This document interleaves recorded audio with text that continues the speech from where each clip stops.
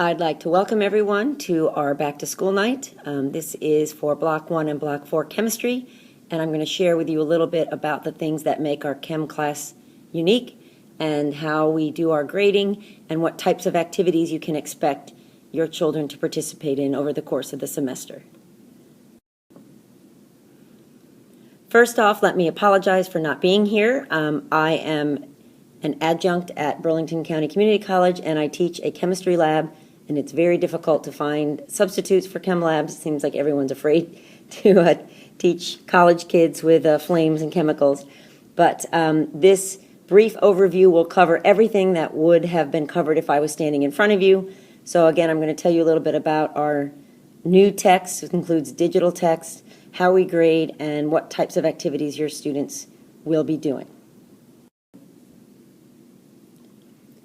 So what's different or what's unique about chemistry at New Egypt High School? Well, I can share with you what's not different are the chemistry concepts. We follow the county chemistry curriculum, so our students are learning the same traditional chemistry concepts as every student throughout Ocean County. What is unique is the way in which we present those concepts. We chose to use a spiral curriculum, which is very different from how you and I probably learned, where we had a chapter on atoms and then had a test, chapter on the periodic table and had a test, chapter on chemical equations and had a test. How chemistry is presented to your kids is through project-based learning, where they're given a real-world scenario. They then learn the chemistry necessary to solve that problem. So they might learn a little bit about atoms, a little bit about the periodic table, a little bit about chemical equations. They then move on to solve another problem. And in that new problem, they may need to revisit atoms and learn even more. They may need to use the periodic table at a deeper level. So they continually revisit the concepts, which research shows is the best way for students to actually retain information. I've chosen projects or problems that are very environmentally related. This is very useful for students in terms of being scientifically literate citizens, and it also lends for a curriculum that is very accessible to students, one in which they understand why they're learning the concepts and it relates to their personal lives. So our first unit looks at clean water. We're actually going to go test the lake water down at Oakford Lake.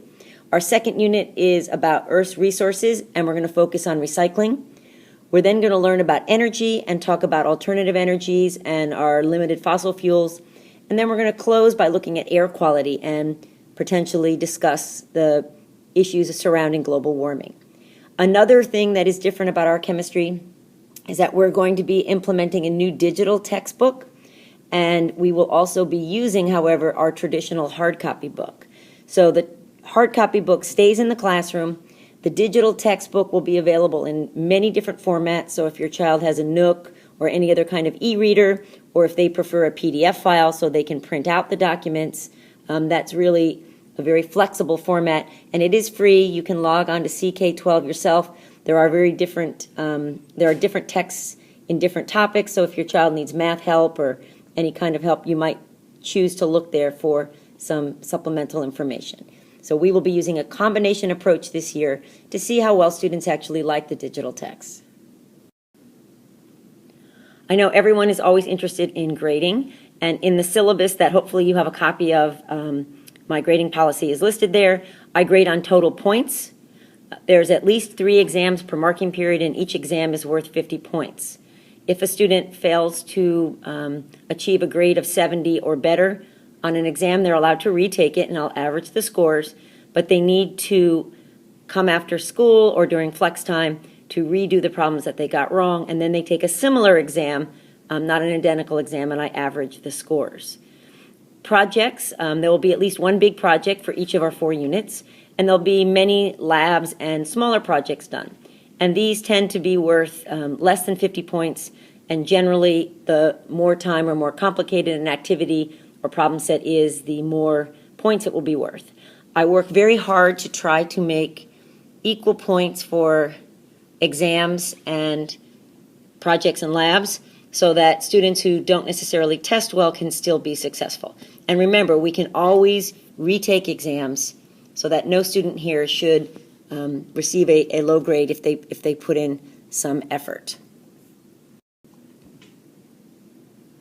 Another unique thing about our class is that we have one-to-one iPads. They have to stay in the classroom, but every day our students have access to an iPad that is shared with, at most, 2 other students. They have one iPad that they use. Many of you, I hope, have signed the iPad use contract that went home. And this will give us a lot of freedom to not only use information on the internet, but to create projects and share them through Edmodo. This is a very Facebook similar site specifically designed for academics. It is a closed system, so no one else can search it. I give people a class code to log on. And if you would like to, there is a parent read-only access. You can email me and I will send you the login code. So then you'll be able to see all of the class assignments and quizzes and projects that are posted. You just won't be able to post anything yourself. This will be the base for all of our work. So if you're looking for work, if your student is out sick, check Edmodo. Anything that we do in class will be posted there. This also is where I post my lectures. My class is flipped, meaning I will never lecture in front of your students. Now I will review problems and we'll do practice problems and we'll review concepts, but they will be introduced to material through these videos that some are me, some are ones I've kind of stolen or borrowed from others. And they'll take notes, interact with the material at home, and then what normally would have been done for homework will be done in class so that I can actually sit with them and help them solve the problems. One last thing to share with you that is different in our chemistry class than probably other classes is that we're going to focus on these priority skills. In the syllabus is a list of these priority skills, and I'm in the process of sitting down with each and every student, discussing their goals after New Egypt High School, and having them identify some of the skills that they believe that they're currently good at and other skills that they think that they may need to work on. We're going to revisit this list of skills several times throughout the semester, and after each big assignment or big exam, we'll have the students revisit their learning and determine the things that they did successfully and things that they did in terms of studying or preparation that could be a little better. So I'm trying to help the students learn how they learn and develop a sense of tenacity and a work ethic that will help them be successful, not just in chemistry, but in anything that they choose to try in life. So in closing, I'd like to thank you for your time and again apologize for not being here. If you have any questions, don't hesitate to email me. That's my preferred way to communicate. Following this slide will be some pictures of your students hard at work and some video examples of some of the projects that we did last year. So again, I thank you for your time. It's very significant that you are involved in your students' academic lives, and I hope to get to know you over the course of this next semester. Thank you.